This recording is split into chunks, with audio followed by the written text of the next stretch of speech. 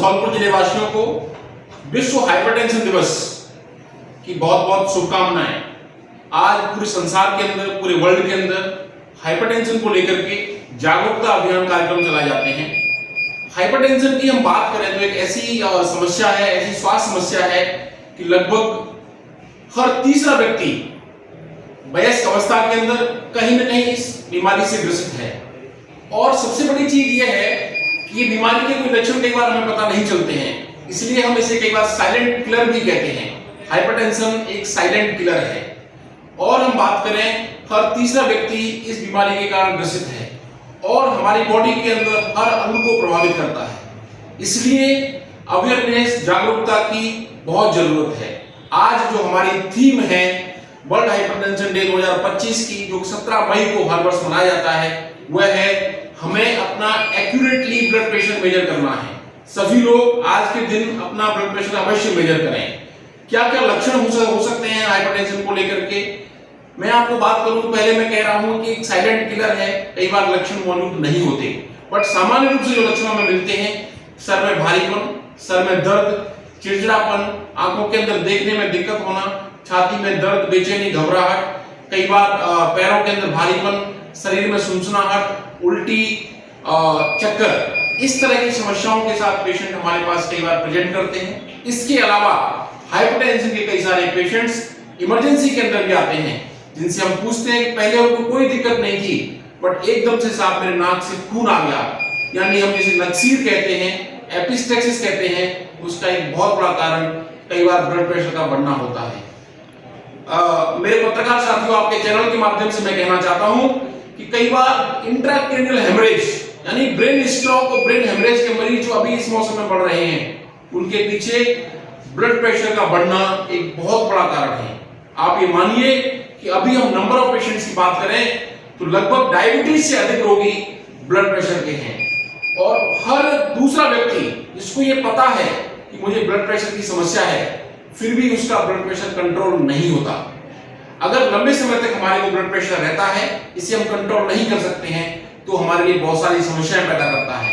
इसके अंदर से हमारे ब्रेन के अंदर लकवे और स्ट्रोक, ब्रेन हेमरेज का होना, हार्ट के अंदर हार्ट अटैक, हार्ट फेल और एरिथमिया का होना, आंखों के अंदर रोशनी जाना और किडनी का खराब होना और हाथ और पैरों की नसों का खराब होना, जो कई बार पैर कटने की जिम्मेदारी बन जाती है। इसके अलावा आज वर्ल्ड हाइपरटेंशन डे के अवसर पर मैं डॉक्टर रामकेश परमार आप सभी से गुजारिश करूंगा, इस बीमारी को कंट्रोल करने के लिए हमें समय पर इसका पता करें, बचाव के तरीकों को अपनाएं और उचित चिकित्सक से परामर्श लें। क्या क्या सावधानियां रख के हम अपने ब्लड प्रेशर को कंट्रोल कर सकते हैं? सबसे पहले जो बड़ा कारण है, नंबर 1 डाइट। हमारा खान पान ऐसा हो जिसके कारण हमारा बीपी नहीं बढ़े। इसके लिए जरूरी है हमारे खान पान के अंदर कार्बोहाइड्रेट की मात्रा कम हो, फैट की मात्रा कम हो, यानी तली हुई चीजें, चिकनाहट, मिर्च मसाला और नमक की मात्रा बहुत कम होनी चाहिए। फ्रूट्स, फल, हरी सब्जियां अधिक मात्रा के अंदर हो, इसे हम डैश डाइट बोलते हैं, जो कि बीपी के लिए लाभदायक है। सॉल्ट कम होना चाहिए, नमक बिल्कुल कम से कम कर दें, फीकी चीजें खाने के लिए प्रेफर करें। लो सोडियम और हाई पोटेशियम होना चाहिए। स्ट्रेस और भाग दौड़ भरी जिंदगी के कारण से हमारे जीवन यापन के अंदर बदलाव बन गया है, इसलिए ब्लड प्रेशर का इंसिडेंस बढ़ रहा है, प्रेवलेंस बढ़ रहा है। इसलिए हमारा स्लीप स्टाइल, अच्छी तरह की हमारी नींद हो, तनाव रहित जीवन हो, रेगुलर एक्सरसाइज करें, 40 से 50 मिनट डेली वॉक करें, जो बहुत जरूरी है बीपी कंट्रोल करने के लिए। साथ साथ हम देख रहे हैं कि आज ओबेसिटी और मोटापा एक बहुत बड़ी समस्या बन चुका है। हर घर के अंदर कोई ना कोई व्यक्ति कहीं न कहीं वजन बढ़ने की समस्या से ग्रसित है, जो एक बहुत बड़ा कारण है बीपी बढ़ने का भी। इसलिए हमें अपने वजन को नियंत्रण करना होगा। वजन को नियंत्रण करने के लिए हमारा जो बॉडी मास इंडेक्स यानी बीएमआई होता है, उसको 18 से 25 के बीच में रखें। इसके अलावा अल्कोहल और स्मोकिंग, निकोटीन और अल्कोहल बीपी बढ़ने के बहुत बड़े कारण हैं। आजकल महिलाओं के अंदर भी नशे का प्रचलन बहुत अधिक बढ़ रहा है, स्मोकिंग हैबिट्स फीमेल्स में बढ़ रही है, तो ये बीपी की समस्याओं के लिए बड़े कारण हैं। इसलिए नशे को बाय कहें, नशे से दूर रहें, अल्कोहल को बंद करें, स्मोकिंग को बंद करें, इससे हमारा ब्लड प्रेशर कंट्रोल होगा। साथ साथ हमारे खान पान के अलावा पानी अच्छी मात्रा के अंदर पिए, प्राणायाम, योग और घूमने पर ध्यान दें। इस तरह के बचाव के तरीकों के माध्यम से हम बीपी को कंट्रोल कर पाएंगे।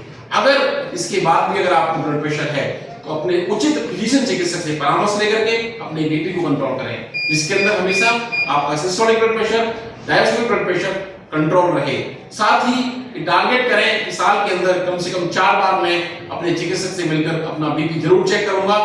जागरूकता अभियान, अपनी बीमारी के बारे में जागरूक रहें, जिससे हमारा ब्लड प्रेशर कंट्रोल हो और हमारे शरीर के किसी भी अंग के अंदर कोई नुकसान नहीं हो।